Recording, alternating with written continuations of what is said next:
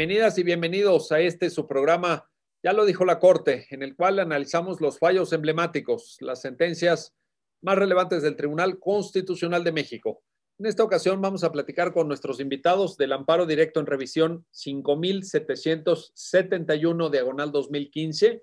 Es una sentencia muy relevante de nuestra Suprema Corte que nos va a permitir reflexionar sobre el contenido, el alcance, incluso el significado de los derechos de los consumidores, Pues un tema, como ustedes se podrán imaginar, de gran relevancia para miles, cientos de miles, tal vez millones de personas que habitan en el territorio de la República Mexicana.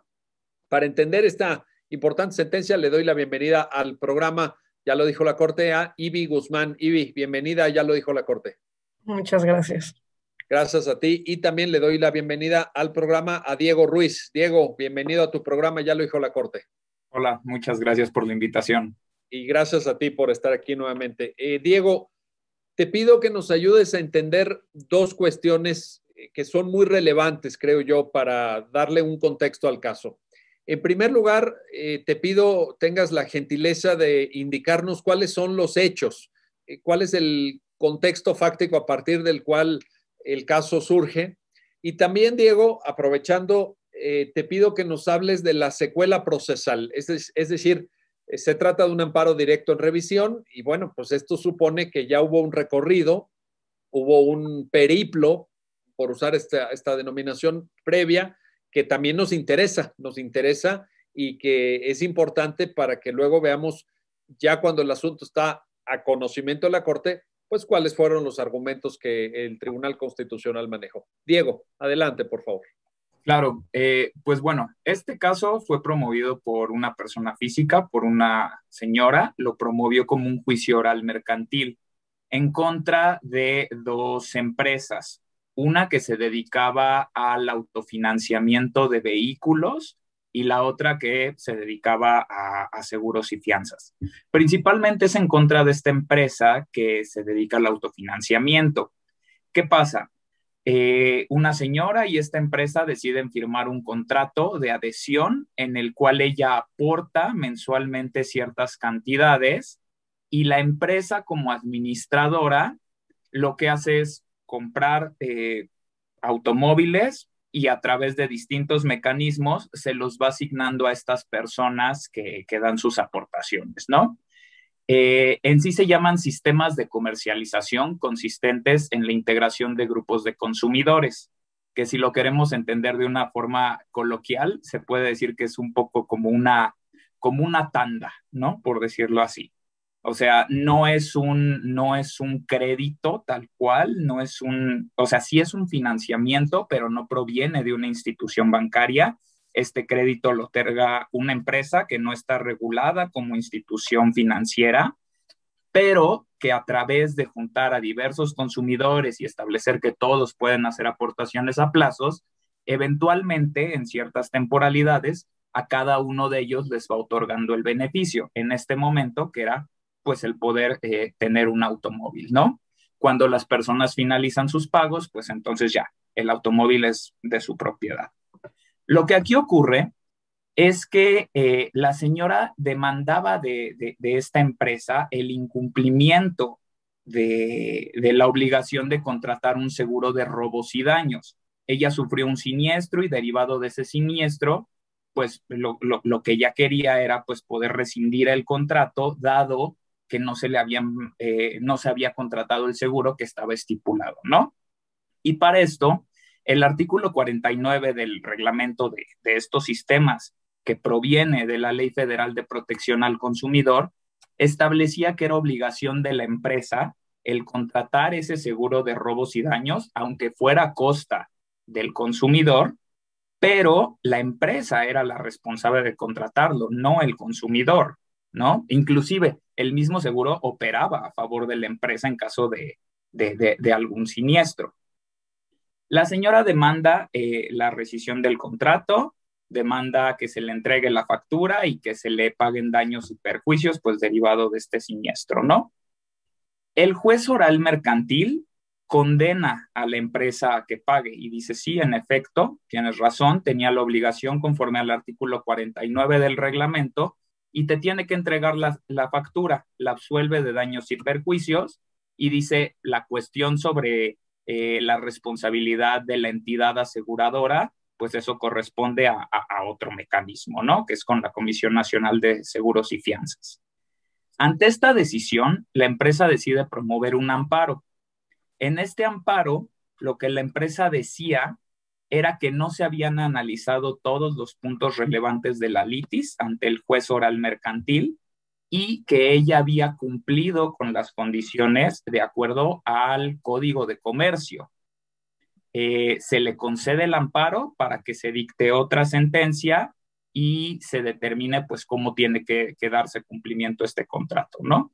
Eso se va a un recurso de revisión, el recurso es desechado por improcedente porque no había tema de constitucionalidad y entonces pues ya, el juez natural dicta una nueva sentencia y absuelve a la empresa en este caso. Ante eso, la actora promueve un segundo amparo, promueven un nuevo amparo y en este nuevo amparo lo que dicen básicamente es que la sentencia no podía fallar a favor de la empresa en este caso porque estaba adicionando elementos nuevos a la litis, además de que la sentencia estaba basándose en lo que disponía el Código de Comercio y de aplicación supletoria el Código Civil Federal. Sin embargo, lo que la quejosa argumentaba es que en este caso hay una legislación especial que debe de ser aplicada, una legislación específica que protege este tipo de contratos y los derechos de los consumidores, ¿no? Que en el caso sería la Ley Federal de Protección al Consumidor. Pero más allá de eso, más allá de la ley federal, el tema de constitucionalidad lo planteaba desde la perspectiva de que el artículo 28 constitucional en su tercer párrafo reconoce como derechos humanos los derechos de los consumidores y también reconoce que dentro de este derecho humano debe de haber mecanismos jurisdiccionales y mecanismos administrativos diversos, pues para poder implementar y dar efectividad a estos derechos, ¿no? Derivado de eso, pues básicamente considera que hay una violación al artículo 28 constitucional, que la empresa debe de cumplir con sus obligaciones como administradora y que debió de haber contratado el seguro automotriz. El tribunal colegiado lo que hace en un primer momento es considerar inoperante la revisión de lo que haya sido dictado en el juicio de amparo anterior. Dice, esta sentencia ya es firme y esta sentencia pues no le podemos ya mover nada, ¿no? Sin embargo, sí se pronuncia sobre si se debió de aplicar el Código de Comercio o el Código Civil Federal y sobre el alcance del artículo 28. Específicamente dice, aquí no se tuvo que haber aplicado la Ley Federal de Protección al Consumidor, se tuvo que haber aplicado el Código de Comercio al estar en una relación comercial entre las partes, pero lo más importante, la Ley Federal de Protección al Consumidor solamente reconocía expresamente la protección por parte de la Profeco, de la Procuraduría Federal, es decir, a través de un mecanismo administrativo, pero esta legislación no contenía ningún artículo, por decirlo así, ningún indicio de que pudiera irse un tema de estos ante un órgano jurisdiccional, ante un juez ya fuera de lo mercantil o de lo civil. Y lo que dice simplemente el tribunal colegiado es, pues si la legislación únicamente te reconoce que puedes acceder a una vía administrativa, entonces quedan excluidas las vías jurisdiccionales para aplicar esta ley. No para que puedas reclamar, pero sí para aplicar esta legislación. Y entonces a la hora de que tú reclamas ante un juez, la legislación que se te debe de aplicar solamente es el Código de Comercio y el Código Civil Federal. Obviamente, pues ante estas condiciones, se le niega el amparo en los términos que lo solicitaba y decide promover un recurso de revisión ante esta Suprema Corte que fue analizado por la primera sala. Y bueno, pues ya ese será el tema básicamente del que hablaremos. Ese exactamente es el tema, Diego. Muchas gracias por esta síntesis. Y ahora voy contigo, Ivi Guzmán. A ver, pues es un panorama complejo. Es un panorama complejo porque por un lado tenemos una lógica mercantil, obviamente, en donde se abre la posible aplicación del Código de Comercio, el Código Civil Federal con carácter supletorio. Por otra parte, tenemos una legislación especializada por razón de materia que tiene que ver con proteger a los consumidores, ¿no? La protección a los consumidores, que a su vez va de la mano, como ya lo expresaba Diego, de una institucionalidad administrativa, la famosa Profeco, Procuraduría Federal de Defensa del Consumidor.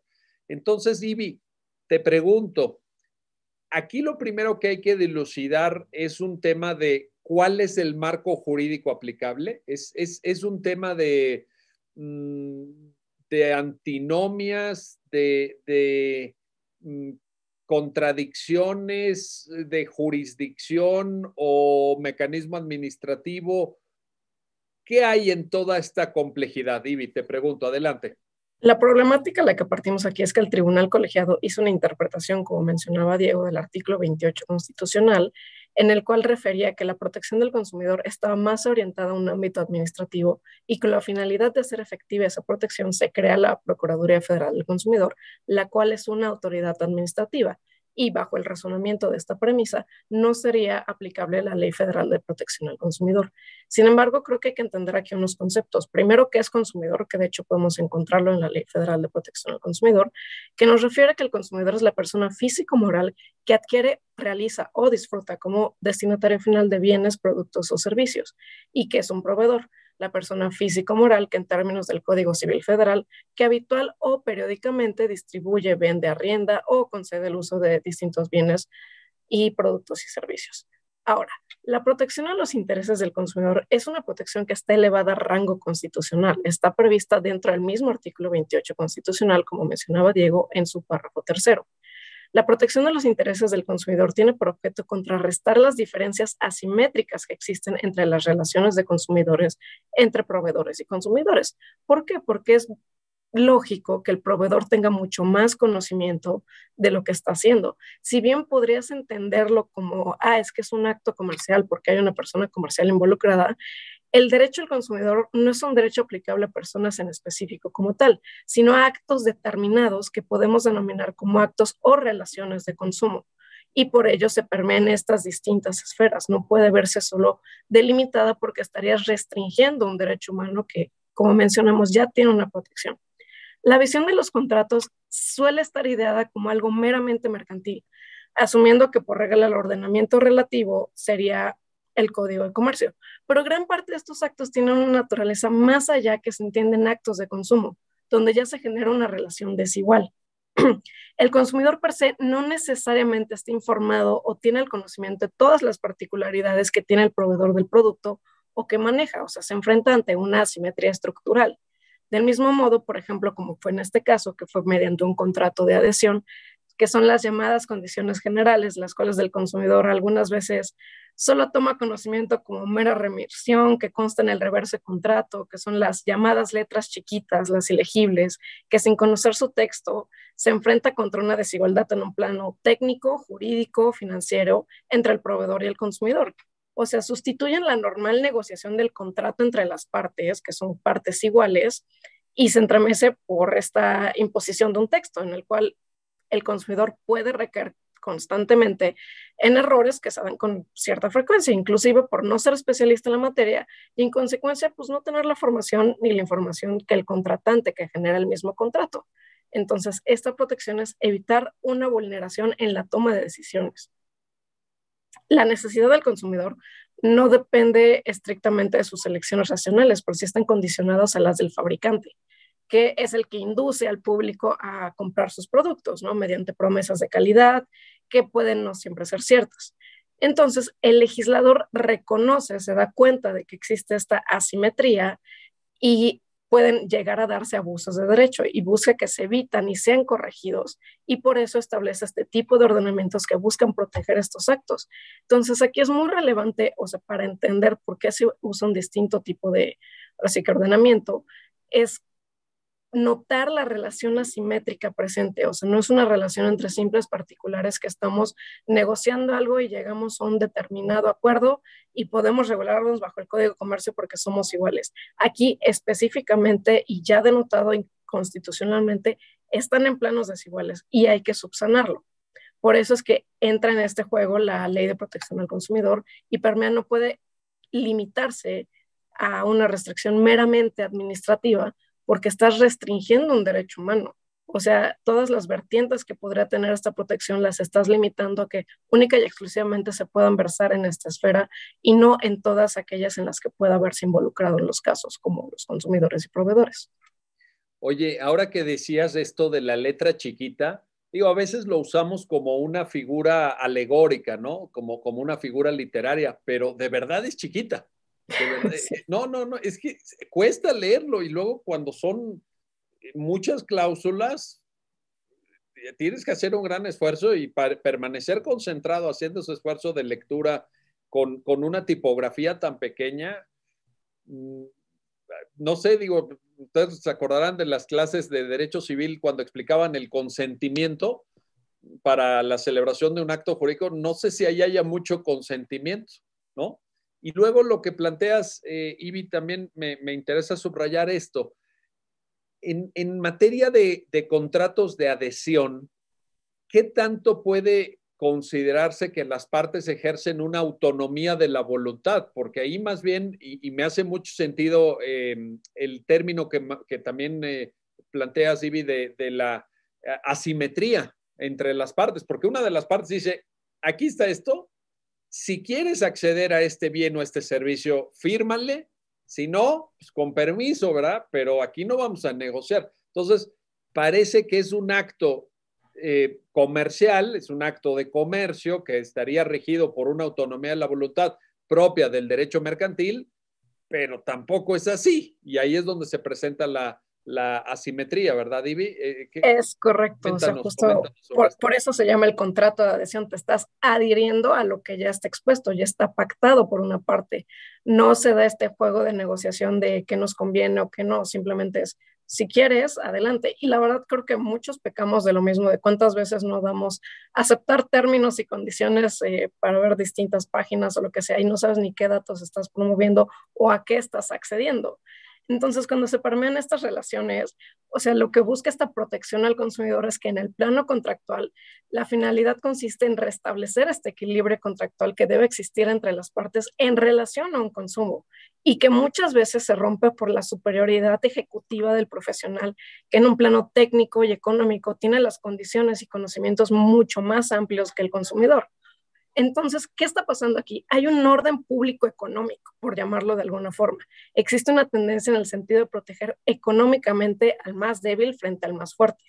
El derecho del consumidor trata de definir la voluntad real, consciente e informada del contratante, retirando su manifestación de los vicios que pueden llegar a distorsionar, y a pesar de que no estuviesen previstos o encuadrados en la reglamentación vigente del derecho privado, entra justo esta norma de protección para calcular y subsanar precisamente esta desigualdad, o sea, pretende asegurar la autonomía de la voluntad precisamente en la formación del contrato y un equilibrio dinámico en su ejecución, devolviéndolo con mayor densidad, o sea, sin remisiones a las técnicas del derecho privado que aseguran la libertad de la manifestación de la voluntad y no se ven sometidos exclusivamente a lo que yo te presento a que firmes, que puede que tú ni siquiera, o aunque lo leas, entiendas o no entiendas todo lo que está previsto en la letra chiquita y simplemente accedas a determinadas cláusulas. O sea, la protección realmente por eso tiene un rango constitucional. Se establecen todas estas reglas para reconocer este derecho del consumidor en desigualdad y poder equilibrarlo, o sea, llegar a un mismo nivel entre ambas partes. Y esto que decías de cómo funcionan estos mecanismos en Internet, pues todavía se exacerba, se incrementa esta asimetría, porque en efecto, pues si hiciéramos una encuesta, seguramente existe, vaya, no tengo el dato, pero Seguramente alguien ya analizó qué tanto cuando accedemos a servicios de redes leemos esos términos y condiciones, ¿no? Siempre pienso en cuando vas a abrir tu cuenta de Facebook, que te presentan ahí todo un largo texto de que tienes que aceptar. Pues yo no sé si ustedes han leído eso, yo confieso que no lo he leído, no sé qué diga, a lo mejor como abogado tendría uno que leerlo, ¿verdad? Tomarse su tiempo, pero estoy seguro que la mayoría de personas no lo hace. Entonces, esa misma reflexión, Ibi, si la traemos al contexto de medios digitales, de consumo por internet, como es ahora pues tan habitual, ¿verdad? Se complica más todavía. En fin, ahí está la cuestión. Déjenme hacer una pausa, no se vayan, regresamos enseguida para continuar en este análisis y comentario sobre la sentencia que resuelve el amparo directo en revisión 5771/2015, y ya lo han escuchado, los derechos de los consumidores. Sobre esto seguiremos platicando, no se vayan.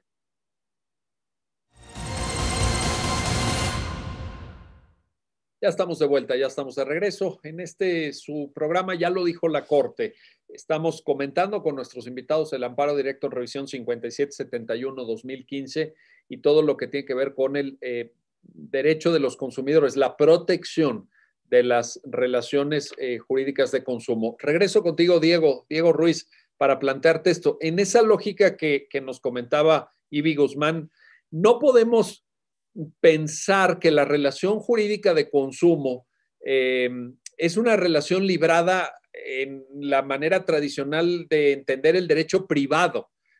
Recordemos que el derecho privado, pues hay autonomía de la voluntad, una supuesta igualdad entre las partes que llevan a cabo un acto jurídico, pero aquí estamos hablando de otra cosa, ¿no, Diego? No sé si tenga relevancia, por ejemplo, que esto esté a nivel constitucional, si sea una rama del derecho social, como alguien lo ha definido, pero en todo caso, derecho privado clásico no es.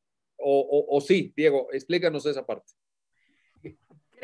Creo que ha ido evolucionando la forma de entender cómo se relacionan los consumidores con las empresas.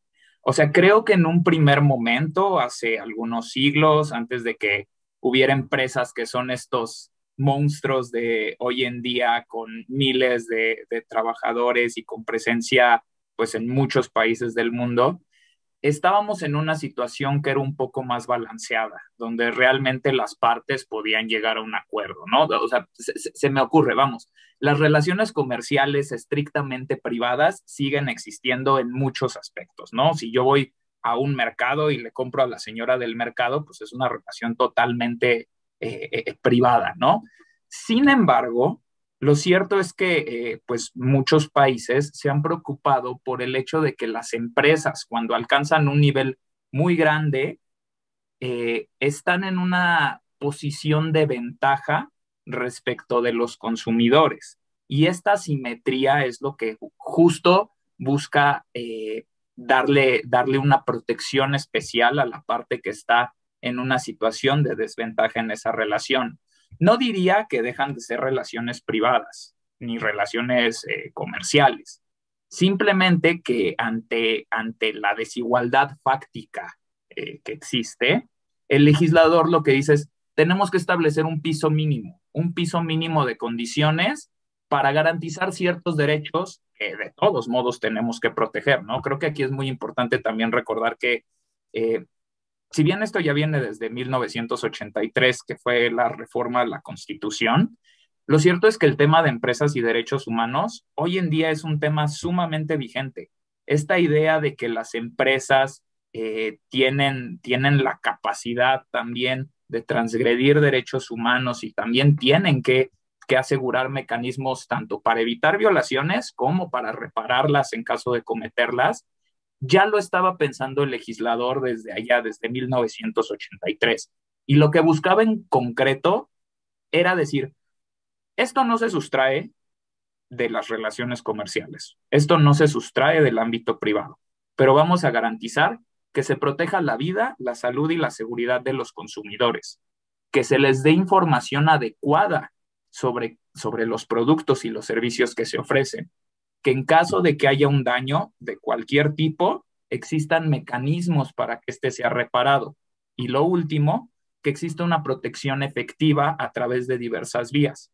En el caso administrativo, lo que decide es implementar la Profeco y decir, esta autoridad, pues llamémosla un poquito ejecutiva, por decirlo así, o tiene una naturaleza un poco rara, va a ser la encargada de solucionar los problemas a través de mecanismos alternos de solución de controversias, por decirlo así, ¿no? Principalmente a través de una conciliación o en su caso a través de un arbitraje. Entonces, ¿qué pasa? No podemos decir simplemente que el ámbito privado queda eliminado y que esto se vuelve parte de la cosa pública o que ahora ya las empresas pues tienen este carácter público, por decirlo así, de entes públicos, ¿no? Simplemente lo que se busca es, como en la mayoría de las situaciones donde algún grupo está en desventaja, que esas inequidades puedan irse paliando y que poco a poco se pueda ir generando, aunque sea legalmente, una igualdad entre las partes. Oye, y en este sentido, Diego, hay un elemento, tú me mencionaste estas empresas muy grandes que tienen miles de trabajadores, que llegan a millones de consumidores y que operan en muchos países. Déjame agregarte un punto ahí, nada más para esta consideración, porque también señalabas, bueno, si va uno a un mercado y le compra a la señora el puesto, etcétera. Pero ¿qué pasa con aquellas empresas que son monopolios o bien que son oligopolios? Porque hay veces que también te pueden condicionar el acceso al servicio o al producto. En esta rápida enunciación, sobre la cual, por cierto, me gustaría que nos detuviéramos con más detalle sobre los derechos de los consumidores a estar informados, a recibir condiciones de contratación, etcétera. También hay un principio de no discriminación, que no te excluyan del acceso a esos bienes o servicios. Particularmente importante, lo han señalado diversos tribunales constitucionales del mundo, es que si la empresa tiene un monopolio o tiene un oligopolio, seamos muy estrictos en la observancia del principio de no discriminación. ¿Te hace sentido esto, Diego, también? Sí, totalmente. Y creo que es algo que, por ejemplo, se ve mucho en cuestiones de los vuelos comerciales, de telecomunicaciones, de empresas proveedoras en muchas ocasiones de servicios básicos, ¿no? O sea, creo que, por ejemplo, fue algo que pasó mucho con la reforma que hubo de telecomunicaciones, ¿no? El hecho de que existiera un solo proveedor o unos cuantos proveedores de un servicio que pues hoy en día es casi una necesidad básica para las personas, hace que como Estado tengas que implementarle muchos controles. Pero estos controles, cabe aclarar, no se implementan de forma arbitraria, ¿no? Se implementan ante el hecho de que tú eres la única o parte de un grupo limitado de entes que pueden prestar un servicio y que es un servicio que se vuelve una necesidad casi básica de las personas. Entonces sí hay una necesidad de establecerles controles mucho más rigurosos y de mantener una observancia y una vigilancia constante sobre estas empresas para justo asegurar que en el trato que les dan a los consumidores no exista discriminación o que en su caso no puedan imponer las condiciones que quieren, aunque éstas sean arbitrarias, sean poco razonables, solamente por el hecho de que ellos pueden proveer el servicio y si no, no hay de otra. Correcto. Oye, y en ese sentido, regreso contigo Ibi Guzmán. En ese sentido, pues la existencia de mecanismos administrativos de tutela de las relaciones jurídicas de consumo, pues yo diría que es un plus, es un agregado. Y hay muchos ejemplos, en este caso que estamos platicando de la sentencia de la Corte, pues está la Profeco, pero yo estoy pensando, por ejemplo, en Prodecon, ¿no? Procuraduría de la Defensa de los Contribuyentes, estoy pensando en CONAPRED, Consejo Nacional para Prevenir la Discriminación, estoy pensando incluso en Profepa para cuestiones medioambientales. O sea, la tutela administrativa de un derecho, Ibi, te pregunto, pues lo único que hace es agregar, ¿no? Es sumar mecanismos de tutela y garantía del propio derecho sin que desnaturalice o sin que sean opciones excluyentes, o lo jurisdiccional con un marco jurídico o lo administrativo con otro marco jurídico, ¿no? Coméntanos esa parte. No, pues justo como usted lo menciona, o sea, el derecho humano debe protegerse en todas sus vertientes y sin duda podemos ver como el administrativo como un plus o como algo necesario. O sea, protegerlo en todas las esferas en las que se puede presentar una afectación a determinado derecho humano. Pues en el caso ahorita que estamos viendo de los consumidores, incluso el Estado debe proporcionar protección en sus derechos en un proceso judicial. Podemos verlo además del administrativo, además de lo mercantil, además de lo civil, en el mismo procedimiento adjetivo para a finalidad de contrarrestar asimetrías y poder tener una mayor protección y una mayor garantía, porque todos los derechos humanos deben estar garantizados. Y como mencionaba ahorita Diego, por ejemplo, estos casos donde hay oligarquías o donde hay empresas que se pueden dar determinados lujos de excluir a determinadas personas, ya recayendo en una discriminación, en una desigualdad, porque como soy el único que puede proporcionar este servicio, también soy el único que puede decirte, tú puedes no acceder a este servicio. Evidentemente está vulnerando un derecho humano y ahí es donde tiene que haber una intervención de la Profeco, CONAPRED, de todas estas instituciones que ha mencionado, precisamente para garantizar que ninguna persona se vea en una desventaja. O sea, el derecho al consumidor en este caso, por ejemplo, se caracteriza como un derecho especial destinado a corregir todos estos efectos perversos conocidos en la sociedad de consumo para restablecer una situación jurídica que debe compensarse económica entre las personas y finalmente garantizar que se pueda acceder a todas estas relaciones de consumo.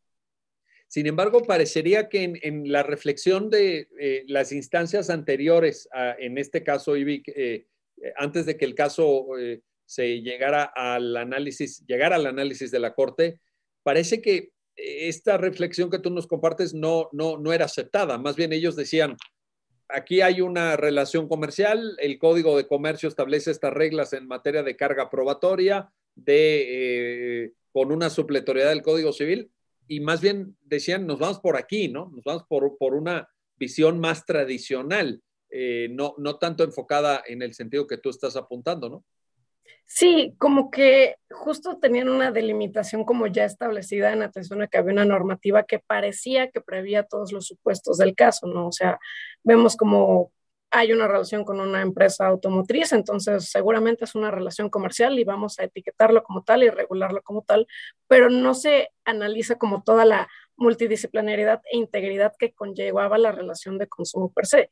Y como mencionaba Diego, o sea, ya está, el legislador prevé que estas situaciones existen y crea un ordenamiento como es la Ley Federal de Protección al Consumidor, donde establece incluso principios básicos como la protección a la vida, salud y seguridad del consumidor, la divulgación de la información sobre el consumo adecuado de qué es lo que se está presentando en el producto, la efectiva prevención y reparación de daños patrimoniales, morales, individuales, colectivos, porque recordemos que una relación de consumo puede afectar, o sea, en este caso lo estamos analizando en una singularidad, pero puede afectar una gran gama de personas al mismo tiempo.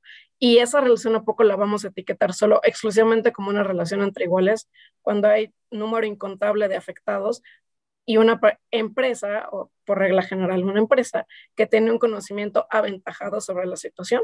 Evidentemente no, evidentemente tiene que haber una injerencia ya para una protección, o sea, la protección jurídica y efectiva, accesible a los derechos del consumidor por medio de diversas vías. O sea, es la misma ley de protección al consumidor que está previendo que hay distintas formas de acceder y proteger este derecho. Si bien la resolución judicial fue muy, no quiero decir sesgada, sino como limitada, o sea, creo que deberían de adentrarse en todos los vértices y todos los matices que pudieran verse involucrados, porque la protección incluso existe para publicidad engañosa y abusiva, métodos comerciales, o sea, si bien las relaciones debieran partir de buena fe, sí debe haber una mayor injerencia por parte de las empresas, la ley, los legisladores, los jueces y todas estas vertientes no exclusivas administrativas para poder resolver y resanar todo este tipo de desigualdades. Oye, y en ese sentido, regreso contigo, Diego Ruiz, para plantearte, ¿podría por ahí orientarse la solución de este problema ya en sede judicial a través de la aplicación de una técnica que a nosotros como abogados, abogadas nos gusta mucho, que es esta diferenciación entre norma especial y norma general? parecería, te lo planteo, Diego, para que nos hagas favor de exponerlo ante el público del programa, parecería que tanto el Código de Comercio como el Código el Civil Federal serían las normas generales, pero luego tendrías, derivado de la especificidad que tanto tú como ahora Ivy acaban de comentar, una legislación de la relación jurídica de consumo ad hoc, apropiada, que da cuenta ya de estas nuevas necesidades. Coméntanos sobre ese aspecto, Diego. Sí, pues justo gran parte del problema radica en que el juez quisiera aplicar el Código de Comercio y no una legislación especial. Ahora, entendamos que los contratos de forma general van a estar en el Código Civil, ¿no? Cómo se regula un contrato. De ahí nos tenemos que ir a una legislación, llamémosla especial, cuando se trata ya de un acto de comercio, cuando ya no es un contrato puramente civil, sino que tiene un componente económico, ¿no? Un componente de prestación, por decirlo así. Entonces ya el Código de Comercio terminaría siendo un poquito una especialización de los contratos generales que regula el Código Civil. Pero ahora dentro del mismo Código de Comercio vamos a tener otros contratos que se regulan, pero aún así no van a ser todos. Existe una nueva especie de contratos, como lo hemos estado mencionando, que son los contratos de adhesión. Y estos contratos de adhesión, al tener particularidades muy específicas, entonces se tiene que atender a la legislación especial que los regula, ¿no? Que es la Ley Federal de Protección al Consumidor.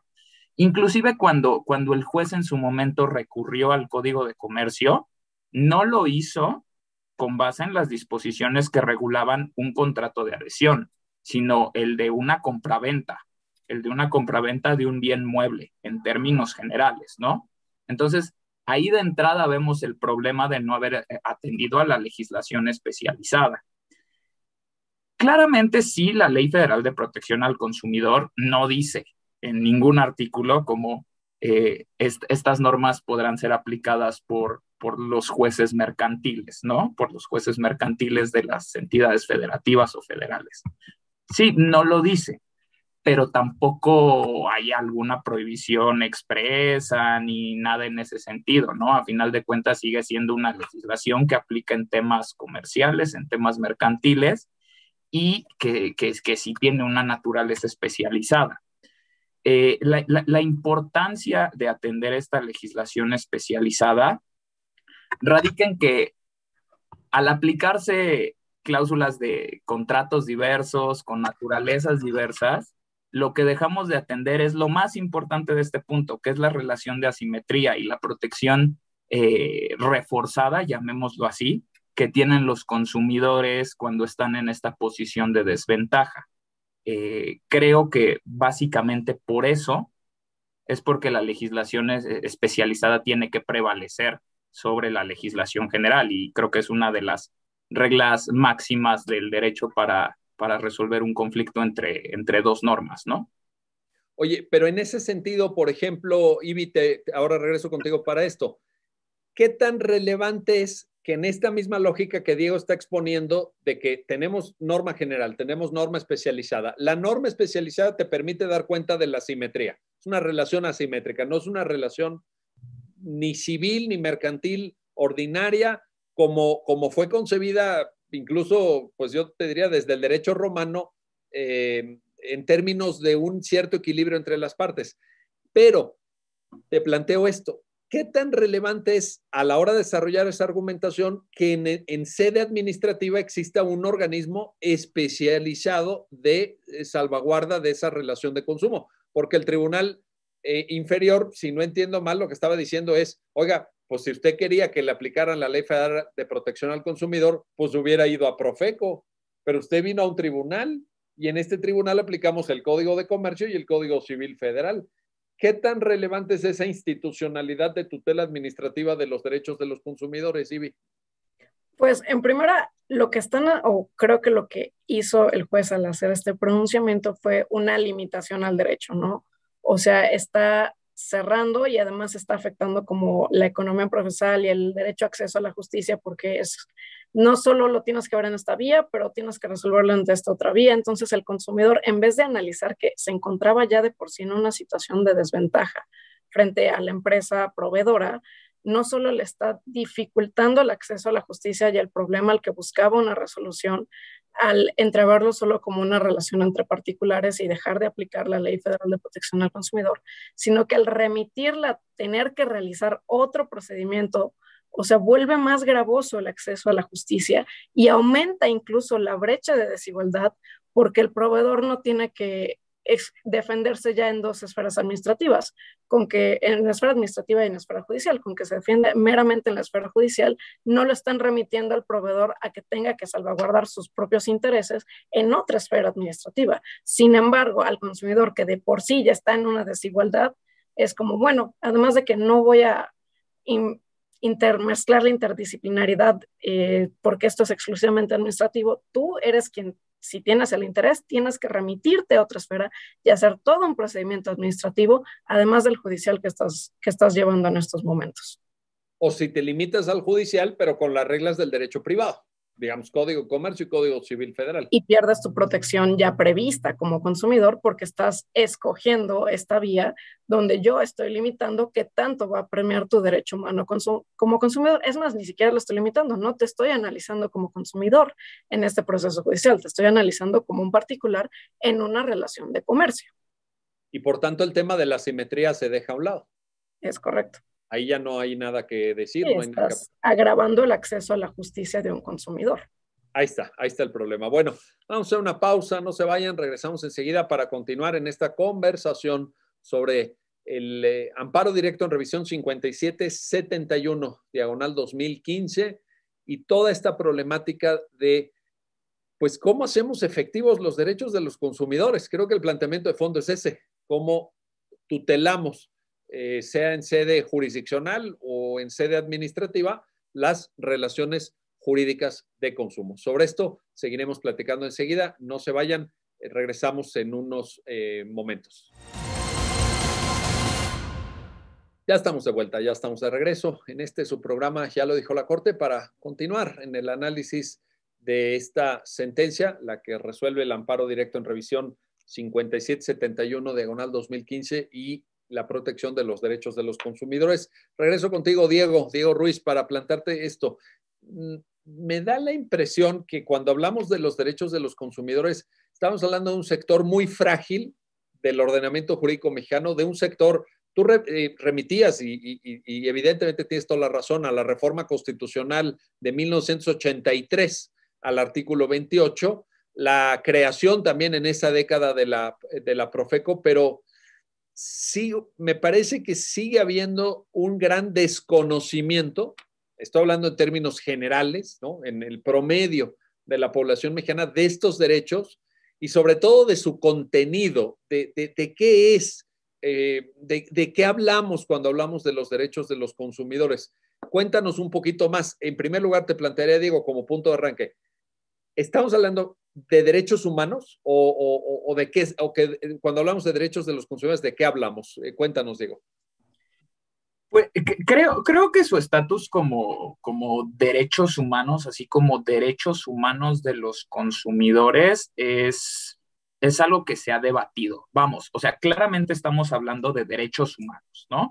Estamos hablando de derechos humanos al acceso efectivo a la justicia, estamos hablando de derechos humanos de protección de la vida, de la salud, de la integridad, etcétera, ¿no?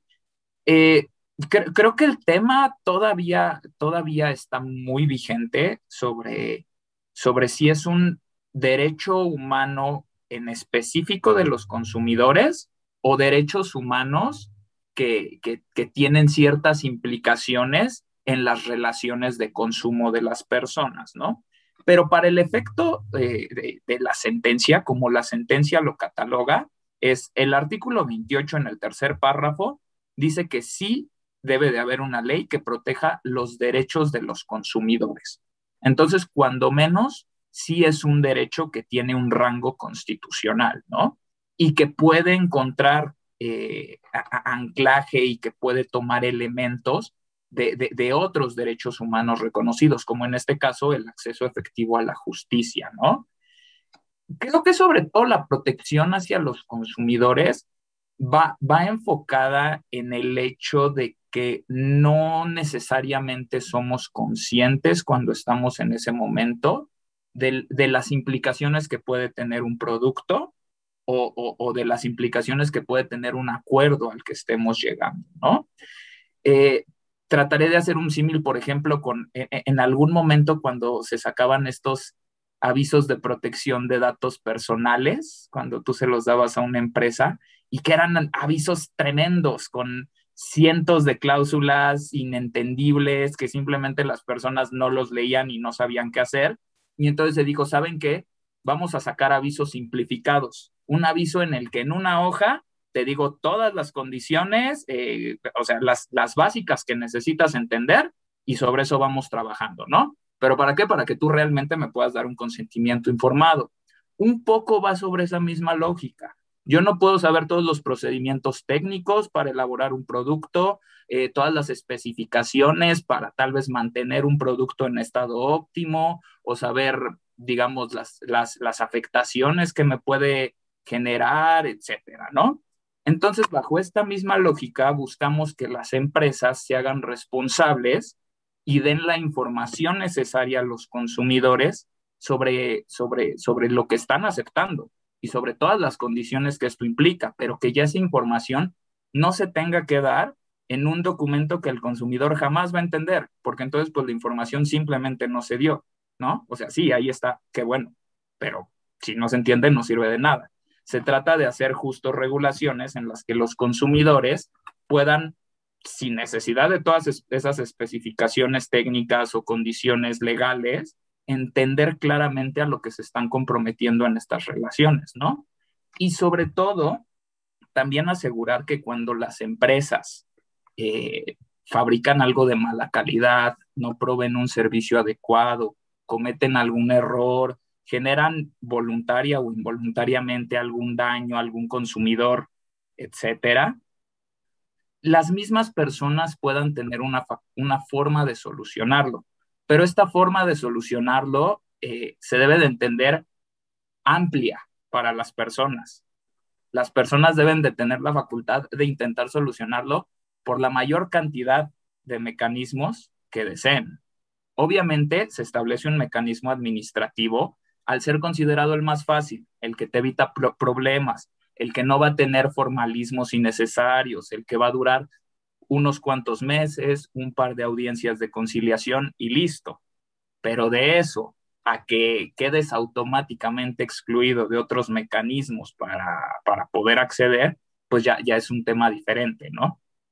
Sin duda alguna. Ahora, Ibi, te planteo, un consumidor informado, en los términos que Diego nos lo acaba de explicar, es un consumidor empoderado también, es un consumidor que de alguna forma remonta esa simetría a la que ustedes han hecho referencia. Pero ¿qué más necesitamos en la relación jurídica de consumo? Necesitamos información, necesitamos no discriminación, necesitamos acceso a la justicia. ¿Algo Sí, más, Ibi? claro, o sea, como mencionábamos, la ley federal incluso prevé ciertos principios de protección, vida, salud, información sobre lo que se va a consumir, lo que se está buscando. Se supone que se debe partir siempre de los principios de buena fe, pero como hemos analizado a lo largo del que llegas a encontrarte en letras chiquitas cosas que no sabes ni qué estás firmando, y ahí es cuando se debe ver una efectiva reparación y prevención para los daños que se puedan generar a partir de estas cuestiones que, por muy pareciera que tú quisieras estar informado, es evidente que el proveedor va a ser un experto en la materia, un paladín en el hecho. Entonces no te puedes poner una equiparación. O sea, debe haber una protección jurídica efectiva y accesible a todos los derechos del consumidor por todas las vías posibles.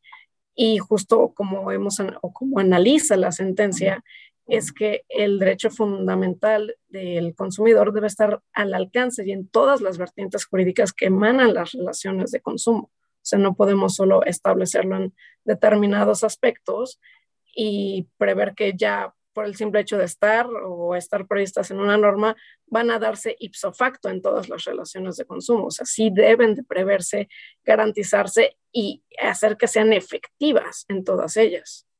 Oye, y estaba pensando, por ejemplo, ahorita que hablabas, Ivy, estaba pensando en algo tan sencillo como el etiquetado adecuado, por ejemplo, cuando uno va a consumir ciertos productos, porque de pronto puede uno ir a un establecimiento de conveniencia, de estos que tenemos en muchas esquinas de las ciudades de la República, y decir, oye, se me antojó esta mantecada, ¿verdad? Este panecito, te zampas ese panecito y de repente estás metiendo 600 calorías, ¿no?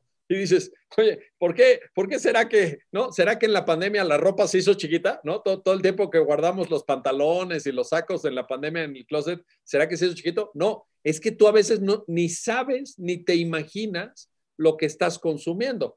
Entonces, algo tan evidente como un etiquetado, y que luego ya quede a la elección del consumidor, pero que sepas, exceso de azúcares, exceso de grasas, productos que te pueden generar cáncer de pulmón, estoy pensando en el consumo de cigarrillos, etcétera. Pues eso también es importante ponerlo y manifestarlo de una manera clara, asequible y comprensible para la mayoría de la gente. ¿No, Ivy? ¿Qué opinas? Claro, o sea, justo este etiquetado lo que se está buscando es que se crea una autonomía de la voluntad, o sea, que tú estés consciente el daño que te vas a hacer si consumes determinado panquecito con 600,000, 400 calorías, ¿no? O sea, es como, yo ya como consumidor quiero meterme las 6,400 calorías y disfrutar el momento. Está bien, es muy válido, pero que sepas que lo estás haciendo, no como antes que te vendían como, ay, el paquetito este que es el lunch super sano y decía que el lunch super sano comercial tenía 10 millones de cosas de por medio y el consumidor no sabía. Entonces, por eso tuvo que haber una injerencia ya jerárquica superior por parte del Estado, como no, a ver, empresa, no puedes estar diciendo que esto es súper sano cuando la realidad es tal, tal, tal y tal. Tienes que exponer tal realidad y dejar al arbitrio de la persona que consume, la persona que va a comprar, si decide o no ejercer su derecho para comprar eso, o sea, darle una autonomía de la voluntad donde tú no estés manipulando la información que estás vendiendo, independientemente de este como conocido como dolo bueno, donde exacerbas las cualidades de un producto para venderlo, sino que no salgas de la realidad del hecho y realmente, o sea, conozcas qué se está consumiendo, qué se está vendiendo. Y si además ahí agregamos el riesgo que esto puede suponer en términos de desinformación para niñas, niños y adolescentes, pues todavía cobra mayor relevancia lo que mencionas y todavía es más importante. Es correcto, porque ahí no solo es un grupo vulnerable como consumidores, es un grupo vulnerable como menores o infancias, que además también, o sea, tienes que darles una mayor protección y fue como hace unos años que se instauró este de ya no vamos a vender determinados productos en escuelas primarias o secundarias. ¿Por qué? Porque estás protegiendo al consumidor y protegiendo a las infancias.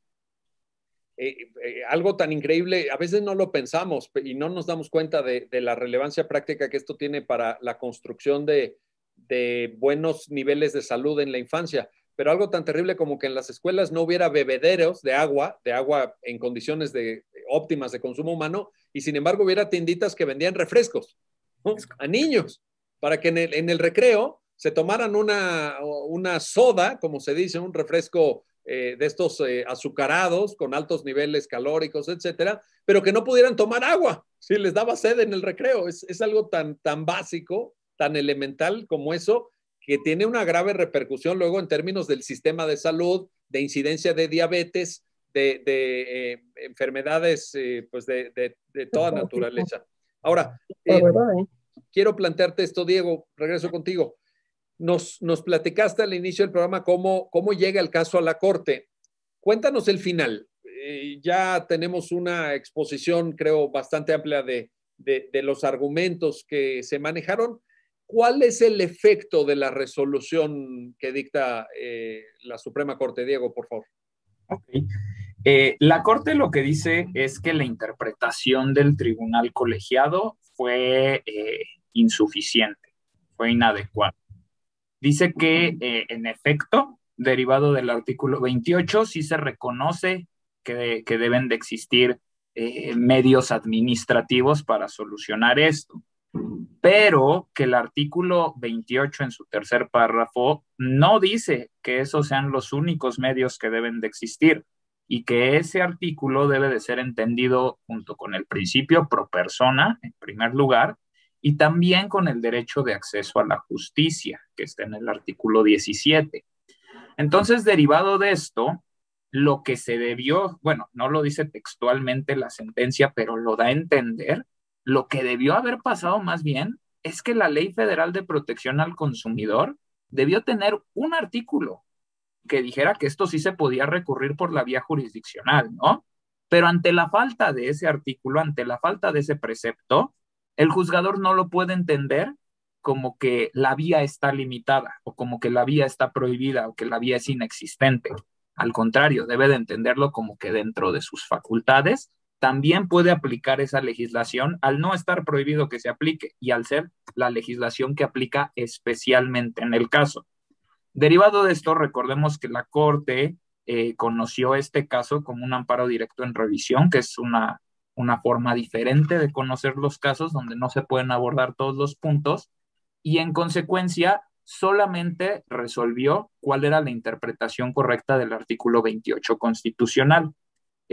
Reiteró un par de precedentes que ya se habían tenido y dijo que entendiendo que sí se tenía que garantizar el acceso a la justicia y que se tenía que aplicar esta legislación y no únicamente el Código de Comercio y el Código Civil, devolvió, devolvió el expediente al tribunal colegiado para que el tribunal colegiado, con libertad de jurisdicción, pero obligado a tomar en cuenta la interpretación del artículo 28 y todo lo que la Corte ya ha dicho en otros casos sobre derechos del consumidor, tomando en cuenta eso, resolviera ya el caso concreto. Esa fue la decisión de la Corte. Esa fue, muy bien. Ibi Guzmán, Diego Ruiz, gracias. Gracias a ambos por ayudarnos a entender el alcance y significado de esta importante sentencia de la Suprema Corte de Justicia de la Nación. Y gracias a usted que hace posible su programa, ya lo dijo la Corte, en el cual analizamos los fallos emblemáticos, las resoluciones más relevantes del Tribunal Constitucional de México. Hasta pronto.